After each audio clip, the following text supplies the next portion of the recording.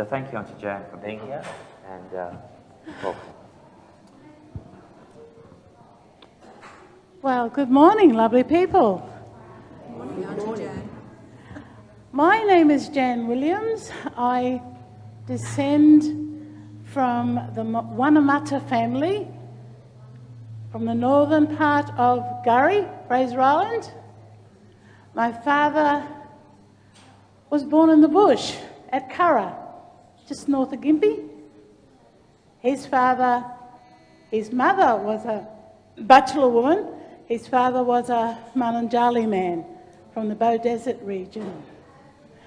Now this church has been very special to me. I got married in St John's Church of England in Torquay Road 48 years ago. I grew up in Pyalba when it was all bush and sugarcane and pineapples and emu running around. And I love that. I speak on my behalf from my family, the Wanamata family, and the Williams family, my father's family. I never learnt language because it wasn't allowed. My father went to grade 5 at Takura School. Does everybody know where Takura School is? It's still standing. On the way to Torbanley, it's still standing. And Dad was in a classroom with probably about, he said, 15 to 20 other kids. He was the only black kid. And the teacher asked, the others were farmers' kids. He knew them all. They were all his mates. And the teacher said to them, "What's this?" And Dad said he couldn't wait to answer. "Can I answer?" And she said, "Okay, Les, what is it?" And he said, "That's your binang," our Butchulla word for ear. "That's your binang." Well, she scolded him, told him to leave the room. And his classmates, they laughed and scoffed at him. He said he never forgot that. My dad told me that story when he was about 70 years old. She apologised to him a couple of weeks later, but the damage was done. So he had 5 children. My mother, I must acknowledge my mother as well. I'm very proud of her heritage. She was a South Sea Island woman, another dispossessed people from the Melanesians.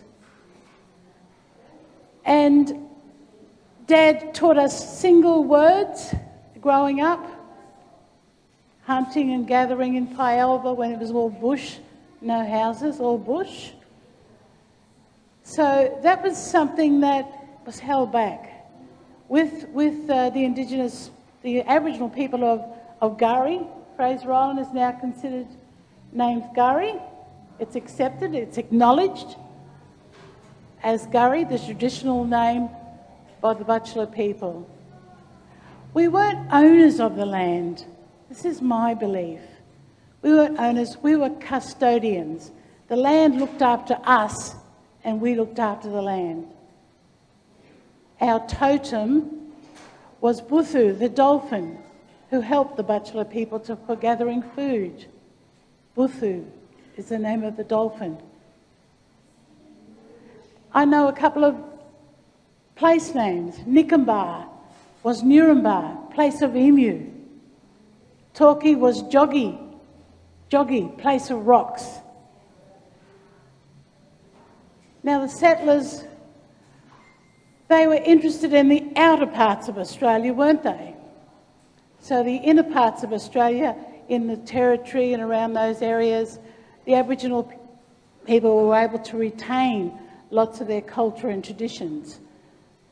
That was back then. Now it's changed with the minerals and the mines, and everybody wants to be out there, don't they? The big companies. Can you imagine living on a beautiful place like Gurry and you were told you're moving? My great-grandmother was born at Woongoolba Creek at Central Station. But she came, Her parents came from the top part of the island, Sandy Cape. And they were told to move off the island. They were moved to different places in Queensland to missions. Now, Cherbourg was originally Baramba. So they were put on the mission there. A lot of the people from Fraser Island, from Gurry, were put there. Now they were told, like all the missions in Queensland, all you mob live there, and they came from different areas. The Aboriginal people came from different areas of Queensland. They had different cultures, different traditions. They ate different foods. But they were told to stay together, live there in this place, this mission, and get on together. This didn't happen. And it's been generational that they still don't get on. Because it wasn't right. It's just like we talk about this day and age where the conflict in the Ukraine with the Russians. Could you imagine that? Like it's very much similar.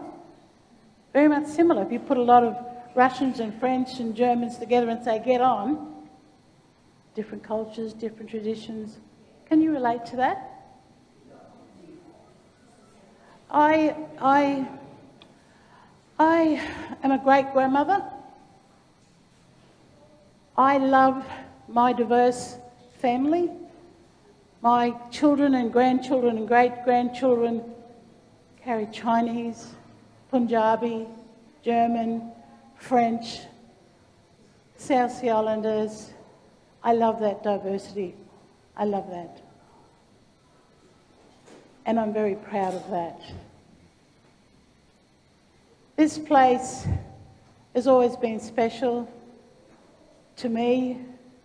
I've worked away, been away from this, been in the Air Force, travelled Australia, but I was always looked at coming back home to where I belong. This is my place. And the Spirit people have always said to me, have always spoken to me about being back home. Being back home. There's no place like home. Yes. Yes. I'm a mixed media artist. I didn't learn traditionally to be a weaver. I'm a weaver, a basket weaver. My niece taught me about 15 years ago, and I took it up. And I enjoy sharing and caring, using my artwork throughout the Fraser Coast. Thank you to St John's for opening the door.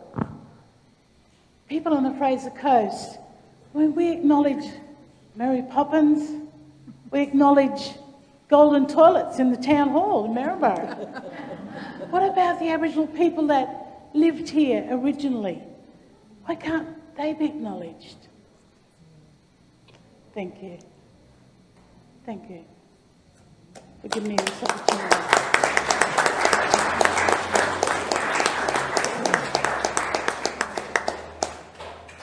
Thank you, Aunty Jan, for sharing your story with us.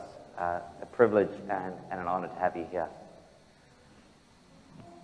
The Bible reminds us that we are all one blood, and NAIDOC and Reconciliation Week are all reminders that we are all brothers and sisters in Christ. We are all part of God's creation.